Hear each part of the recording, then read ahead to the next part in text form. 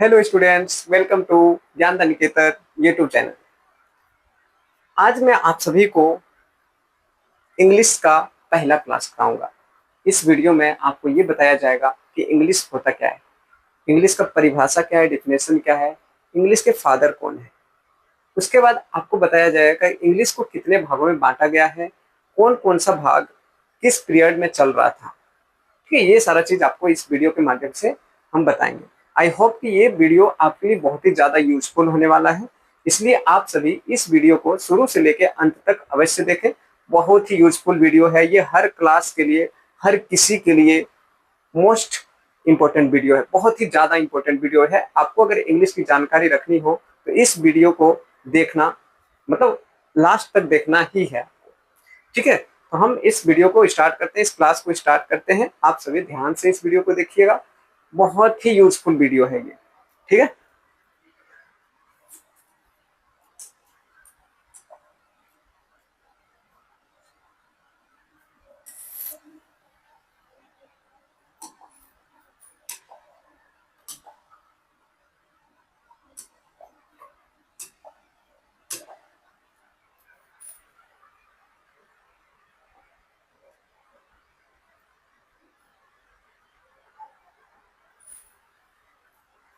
PPT के माध्यम से एक एक पॉइंट हम आपको समझाएंगे इस वीडियो में।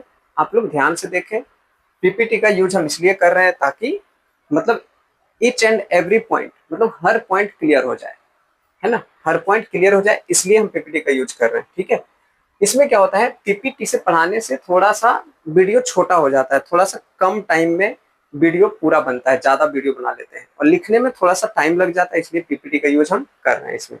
ठीक है, तो देखिए इसमें सबसे पहले क्या है कि इंग्लिश अगर हम शुरू कर रहे हैं तो सबसे पहले इंग्लिश का इंट्रोडक्शन हमें पता होना चाहिए, है ना। इंग्लिश का इंट्रोडक्शन पता होना चाहिए कि इंग्लिश क्या होता है, इंग्लिश की शुरुआत कहाँ से हुई, इंग्लिश का क्या महत्व है, ये सारा चीज आपको पता होना चाहिए। इसके फादर कौन है, किसे इंग्लिश के फादर कहा जाता है, इंग्लिश को कितने भागों में बांटा गया है, ये सारा चीज आपको जानने की जरूरत होती है।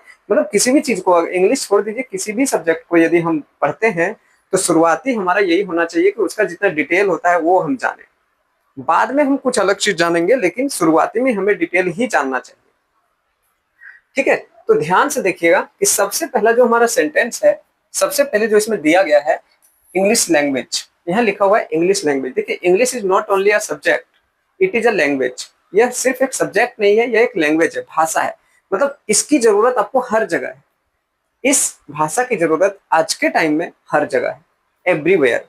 आप दूसरे सब्जेक्ट के बिना काम चला सकते हैं, लेकिन इस सब्जेक्ट के बिना काम नहीं चला सकते हैं। अभी करंट जनरेशन में सबसे ज्यादा यूजफुल कोई सब्जेक्ट है तो वो इंग्लिश है, इसलिए इसको शुरू से पढ़िए, अच्छे से जानिए, इसको, इसकी जानकारी रखना बहुत ही ज्यादा जरूरी है। अब देखिए, इंग्लिश लैंग्वेज का क्या है, मीनिंग है, कहाँ से आया है, किस तरह से इसकी शुरुआत हुई है, ये सारा चीज इसमें दिया गया। क्या इसका महत्व है, क्या इसका यूज है, सारा चीज इसमें हम बताएं। देखिए, सबसे पहले लिखा हुआ है English is a West Germanic language. English जो है वेस्ट जर्मेनिक लैंग्वेज है।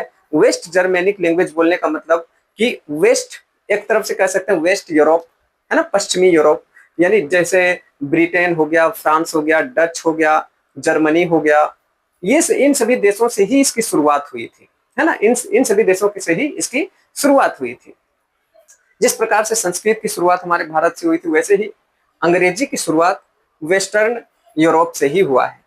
ठीक है, तो देखिए यहाँ पे लिखा हुआ है English is a West Germanic language, originally spoken in originally spoken in early medieval England.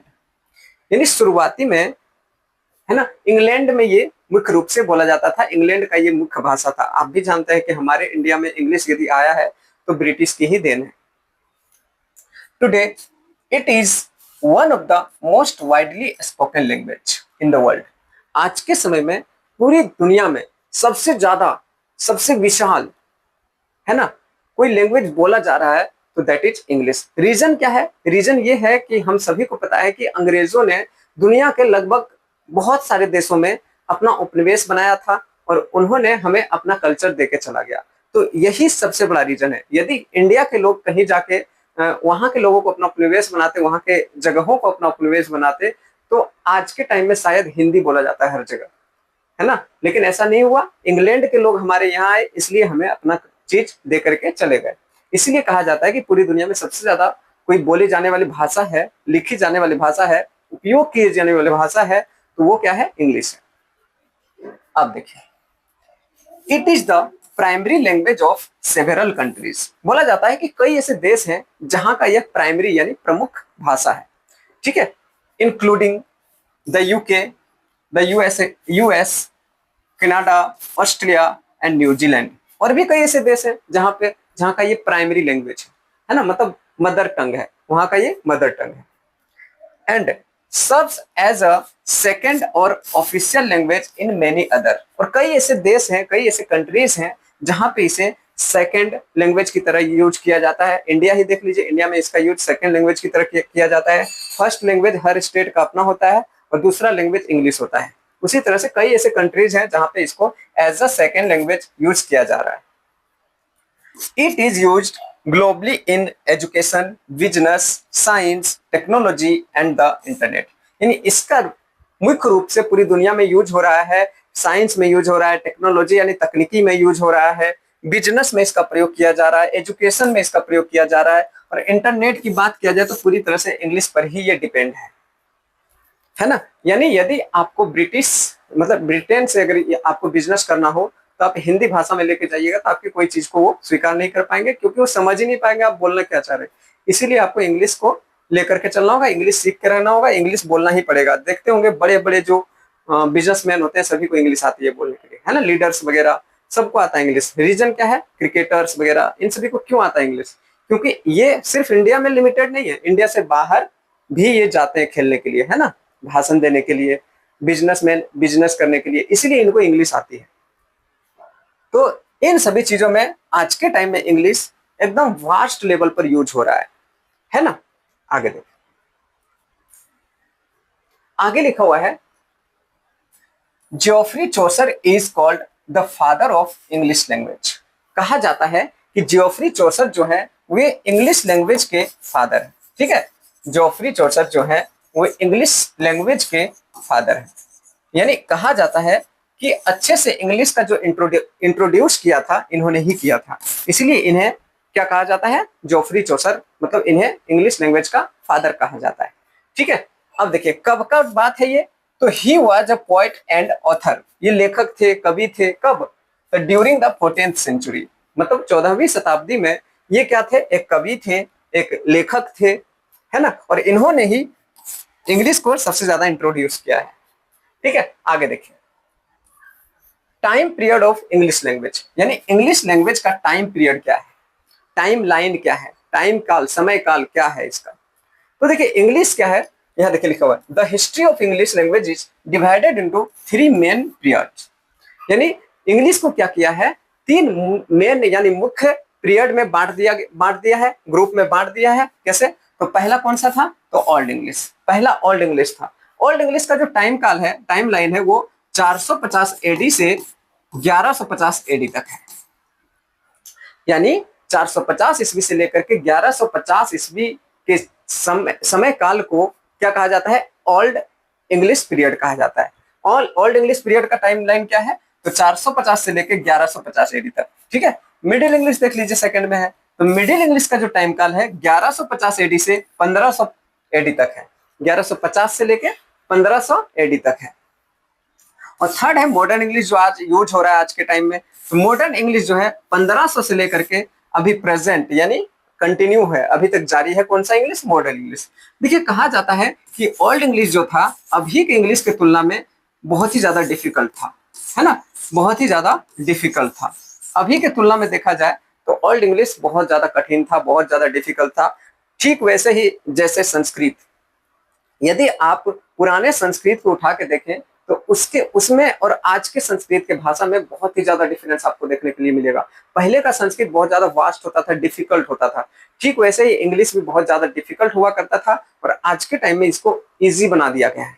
पहले के टाइम में एक एग्जांपल हम देते हैं, गो इस तरह से लिखा जाता था और आज के टाइम में गो ऐसे लिखा जाता है, तो आसान हो गया। यानी धीरे धीरे क्या हुआ, पहले ओल्ड में ज्यादा डिफिकल्ट था, फिर उससे कम डिफिकल्ट मिडिल में आया था और मॉडर्न में तो बहुत ही ज्यादा आसान कर दिया इंग्लिश को, ठीक है। तो ये बात याद रखना है कि जियोफ्री चौसर जो है इंग्लिश के फादर है ना। उसके बाद इंग्लिश लैंग्वेज के फादर याद रखिएगा, क्योंकि इंग्लिश ग्रामर के फादर जो है लिनले मुर्रे वो अलग है, वो भी हम आपको बताएंगे, लेकिन अभी सिर्फ इंग्लिश लैंग्वेज के बारे में जान रहे हैं तो जियोफ्री चौसर। ठीक है, आगे देखिए। इंग्लिश को 3 मुख्य भाग में बांट दिया, old English, middle English, modern English. Old English 450 से 1150, मिडिल इंग्लिश 1150 से लेकर 1500 और मॉडर्न इंग्लिश 1500 से लेकर के अभी कंटिन्यू तक। ठीक है, आई होप आपको क्लास बहुत ही अच्छा लग रहा होगा। आगे देखिए, आगे क्या लिखा हुआ है, modern English is divided into 2 parts. Modern English को क्या किया गया है, 2 भागों में बांट दिया, 2 भागों में। ठीक है, मॉडर्न इंग्लिश को 2 भागों में बांट दिया। एक देखिए कहां तक था, 1500 से बाद है, तो 1500 से कुछ वर्ष तक क्या रखा था, पुराने इसमें देखिए लिखा हुआ है। पहले देखिए अर्ली मॉडर्न और लेट मॉडर्न। अभी जो हम लोग यूज कर रहे हैं वो लेट मॉडर्न है, बाद वाले का। और अर्ली मतलब शुरुआती जो था, जैसे 1500 से लेकर 1700 तक। इस टाइम को शेक्सपियर एरा कहा जाता है, शेक्सपियर युग। यानी आप सभी सुने होंगे विलियम शेक्सपियर का नाम, कितने महान थे इंग्लिश में। इनका नाम मतलब इंग्लिश इनके नाम के बिना अधूरा है, ये कह सकते हैं आप। तो ये कौन सा एरा था, शेक्सपियर का एरा था। उसके बाद जो बाद का जो इंग्लिश आया है वो 1700 से लेकर के आज तक चल रहा है, 1780 से लेकर के प्रेजेंट तक ये चलता आ रहा है। उसके बाद है the English we speak today with growing vocabulary and global influence. मतलब जिस इंग्लिश का आज हम प्रयोग कर रहे हैं इसका बहुत ही ज्यादा प्रभाव है ना, ग्लोबली प्रभाव है, वैश्विक स्तर पर इसका प्रभाव है ना। मतलब ये कहिए कि इसके बिना कुछ भी नहीं है।